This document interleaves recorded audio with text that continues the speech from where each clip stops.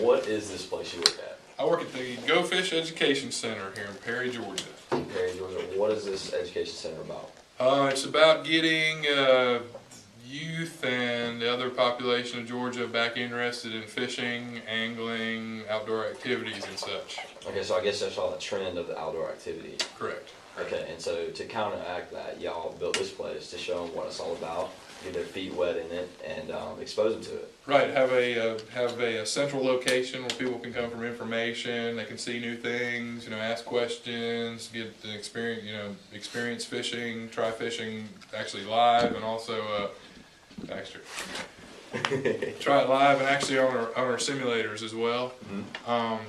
That's kind of the message here, is certainly fishing, but we also have aquariums, and we do education groups here where we also tie the fishing and everything into ecosystems and whatever, depending on whatever school group we have and what they're studying.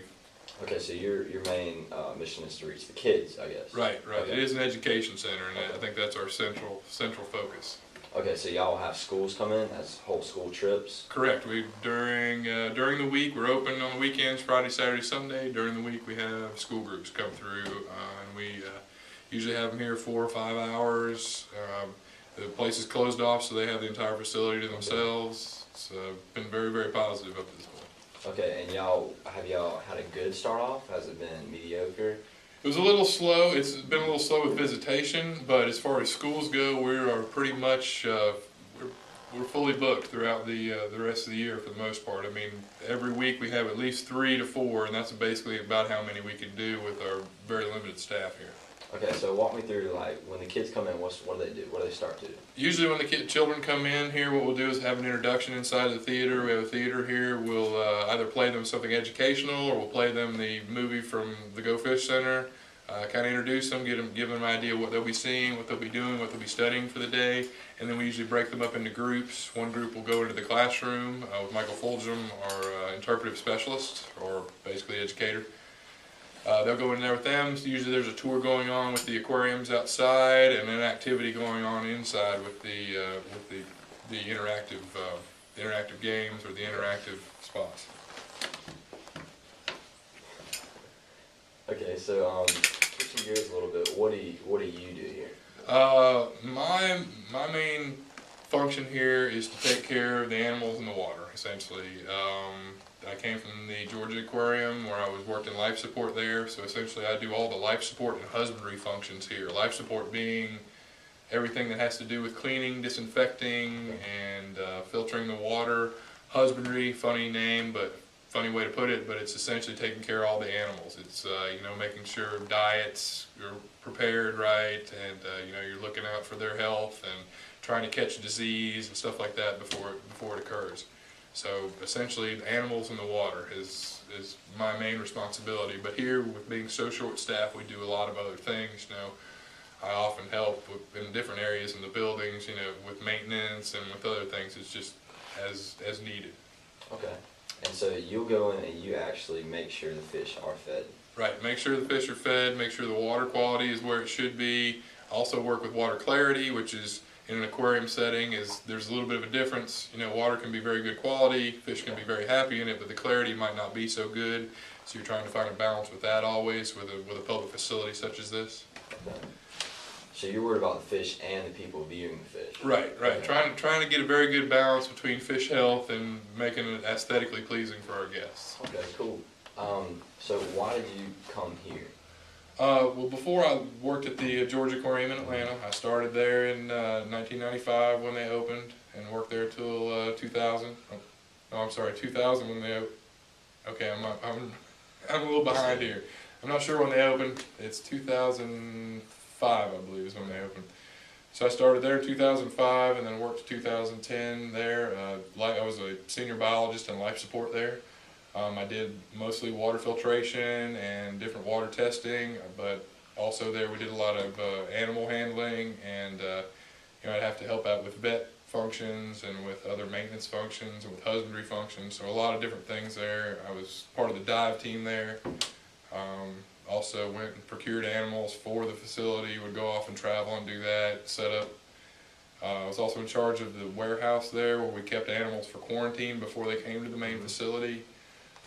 A lot of really neat stuff. Very, very cool place to work. A lot of really cool things to do there. And the reason I came here is because it was time to move. It's a very large facility and people moving around. There's not a lot of place to move up because there are a lot of people there looking to do the same thing. I saw this as an opportunity to run a smaller facility and have some bearing over how it's steered and where it goes in the future. And that's the reason I came here. Okay, let me ask you, like, switching back gears to the fish. Let's say you see a fish isn't doing well. Mm-hmm. What do you do to make sure, do you move the fish or do you treat the water differently? If we're able to, if it's one of our main exhibits where if it's difficult to capture the fish, what I'll look is, it can be an indicator of something coming through the entire population in that exhibit. So what I'll do is I'll look at water parameters, see if I can see anything that, indicates to me, or any red flags, something I see that doesn't look right. A lot of the times here what we'll do is we'll add salt to the water. Now these are all freshwater animals, but we keep a 3 part per thousand of salt in there, and what that does, it helps fight disease, and it also helps heal animals. It'll bring blood to the surface of the skin, and it'll help heal with some injuries and such. So we kind of do that. Dosing of chemicals is very difficult with our system because to disinfect the water we use ozone. And ozone is a very, very good oxidizer, and usually oxidizes most any kind of chemical or any kind of medicine you put in there. So it's very difficult. So what we try to do is keep the keep the water in a good place, where we won't have disease. Unfortunately, we're exposed to outside, so if other animals come from elsewhere, and drop disease in there, that's something I have to look for. I mean, we have blue heron that come in here from other waterways. Now, if a blue heron eats a fish in another pond, a quarter mile away, and that fish had some kind of disease in it, well, the inside of a blue heron is a very good incubator for that disease. Okay. And that will stay alive through its gut, and then when it passes through that animal, if it ends up in my water, then there's a very good possibility that pathogen is now present in one of our exhibits. Okay. So it's a lot of preventative. I mean, there's not, once it gets there, it's tough to deal with in a very large exhibit like that. You can start pulling animals out, but it's really difficult to do. So preventative maintenance or preventative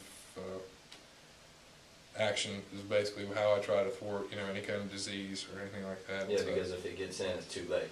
Yeah, if it gets there, you probably got more of a problem on your hands than what you would want. But currently, we're in a redesign period with our life support, and we'll be adding chilling to that, which will also help with the health of the animals. Colder water will, keep some of those pathogens out. Some bacteria and such can't live in colder water. It also slows down the metabolism of the fish, which makes it a little bit harder for pathogens to grab hold. Slows down their eating, slows down their moving around. So it hopefully will help out overall with those kind of problems when we start to do these improvements. And we'll also be beefing up our ozone a little bit, so we have a little bit more disinfection to fight those sort of things. Okay, and how big is your biggest exhibit? 146,000 gallons, and that encompasses 2 exhibits, the Blackwater and Piedmont exhibit are all together. They all work off one filtration system, and that's 146,000 altogether. How often are you actually in the tank doing various things? As far as diving or just in the water? Actually in the water. It's weekly, or as often as I can. In a facility where you're fully staffed, ideally you would get in and you would clean the inside of acrylic, clean off algae and whatnot, pretty much every day when you're open. Unfortunately here sometimes we're not able to do that as often as we'd like, and there are only really 2 of us that dive here, so it's a lot of work for 2 people, and we've also got other jobs to take care of as well. But I like to try to get in there once a week. In the wintertime it's not anything you really want to do because the water dips down to the high 60s, and that's very uncomfortable. But right now we're fighting to jump in because it feels good. It's starting to warm up a little bit. So I would say once to twice a week I'm probably in the water, either diving or free diving or doing something, moving things around or rearranging an exhibit. Okay. My dad told me that you sometimes, when you're feeding the fish, you'll feed these fish over here, and then you'll feed these fish over here. How does that work? Tell me about that. Well, you're trying to, what I do is called a broadcast feed. There's in aquariums, there's a broadcast and there's a target feeding. Okay. Target feeding is something you do with larger animals, generally speaking. Like a target feed, I target feed the alligators. Each individual, I know what I'm giving them. Mm-hmm. Out in their larger exhibits, I have to throw the food out and kind of spread it out. But you have to move it around the tank. You just don't want it in one place.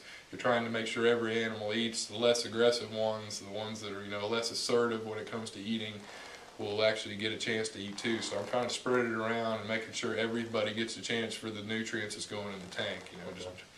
It's sort of difficult, and there's a little bit of guesswork to it too, and you have to watch where you're throwing in food. Much like a home tank, you don't want a lot of stuff hitting the bottom. If it's hitting the bottom, you've already fed them. You probably feed them too much, so then you have to cut back. A difficulty I've had here is that with the water temperature change, fish tend to have more of a need for nutrients. So when I feed 2 or 3 times a week here, in the summertime that bumps up to 4 or 5 times a week because I have animals that are moving very quickly, water's warmed up, metabolism is going very fast. It's very difficult to keep up with. So looking forward to that chiller. Okay, so when the chiller comes in play, you won't need to feed them as much. Right, I can have it more. I can steady their diet more because I can have a better idea of what their dietary needs are going to be with a more constant temperature in the tank. Okay, so you are the fish man here. The fish guy, yeah. Okay. It's a very, very strange job, I realize, and it's.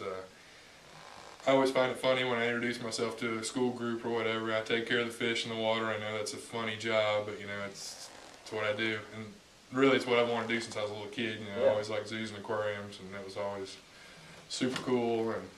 And when Bernie Marcus opened up the Georgia Aquarium, I saw that as an opportunity to finally get in on it, and yeah, here I am, fish guy. Okay, fish guy.